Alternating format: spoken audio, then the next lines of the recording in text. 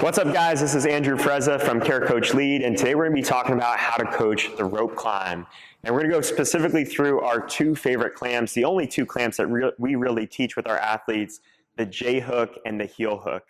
And years ago, we used to teach this little wrap version here where you'd wrap the entire leg and then you'd step on that foot.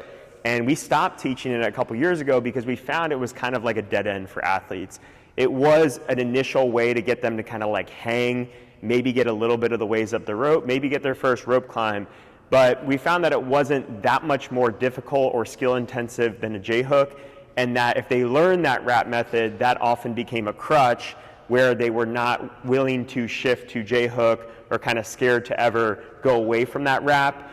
And because of that, we just figured because the J hook is fairly low skill in and of itself, if we just go straight to teaching athletes that, it might take them a little bit longer to get their first hang or their first rope climb, but once they get it, they're really good at it. So we're going to teach you guys a J hook. We're also going to teach you a heel hook, which is one that a lot of people don't know about. I was taught it from Ben Bergeron at his CompTrain Competitive Excellence Camp, and it's what he teaches his athletes. And the big advantage of that one is it's going to allow you to do the fireman's drop at the top and save those arms, save that grip. All right, so let's talk about both. I'm going to show you guys what it looks like from the box first. This is also something you can pull out into classes if you want to drill this in a warm-up or a skill progression to help athletes work on their footwork. Okay, so this J hook first, we're going to have the shin go right against the rope, and ideally you're going to do this with a sock because that's one of the big disadvantages of the J hook is that it can tear up your shins.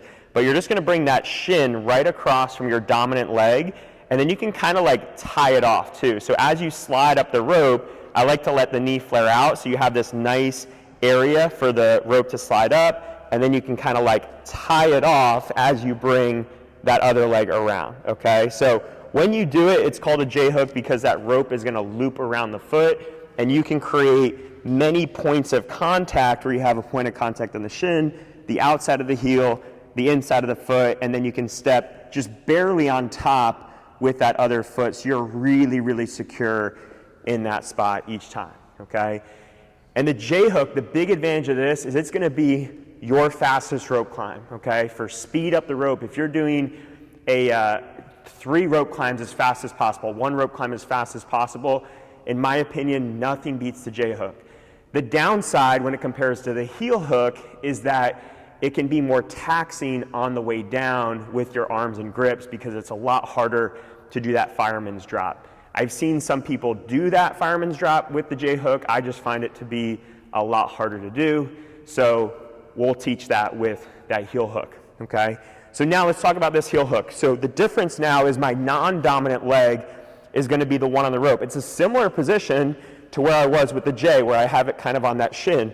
But now my dominant leg's going to come across and hook on top, and you can see it's hooked primarily in this heel back there. That's where I feel the big contact.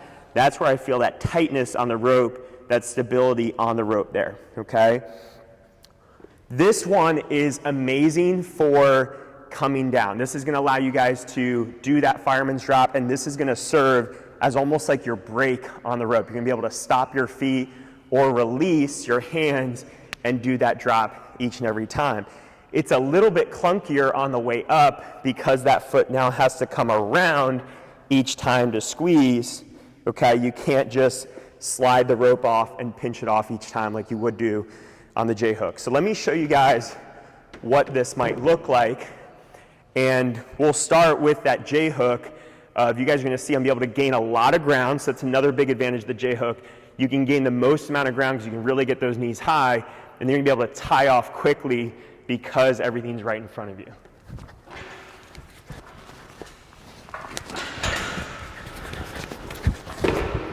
All right, so you can see that's super fast.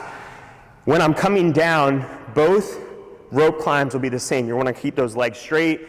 Your feet are gonna create almost like this pulley system for the rope to loop through. But with the J hook, you're gonna have to control the way down a little bit more, I've found, in order to be able to come down under control. Now at the heel hook, I'm not gonna be able to get my knees quite as high. It may not be quite as fast, but you're gonna see I'm gonna be able to save all my arms on the way down.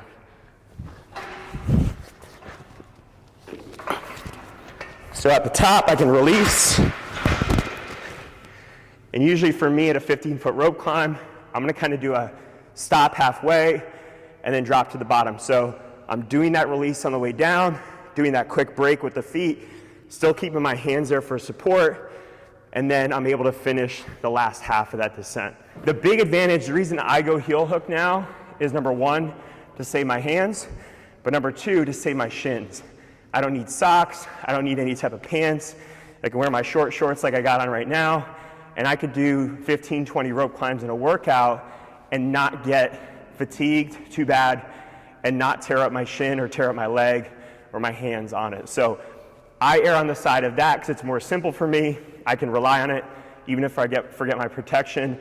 But if I was doing a competition where I was racing someone and I need to be as fast as possible, I would use that J-hook because I could get up and down in about 3.5, 4 seconds if I'm going full speed on it. So when you guys are teaching this, I would recommend general population people, teach them the J-hook, almost straight from the beginning, teach them a J-hook, have them use the socks so they have that shin protection. You guys can scale with a rope-assisted pull-up. So we do it with some small rope, and on these rope-assisted pull-ups, you're gonna wanna center your body, your grip around the rope, and then you can practice that rope climb that way, okay? So you can practice unclamping, reclamping, and standing up, and that's a great way to scale it. So again, it's why we don't teach the wrap method. That wrap method ends up being a crutch, and if we can just have someone practice this to practice their J-hook, get used to hanging, get used to that clamp, it's only gonna be a matter of time before they're doing the real deal rope climbs, okay? So hopefully you guys found this helpful. If you have any questions, leave them in the comments below, and thanks for watching.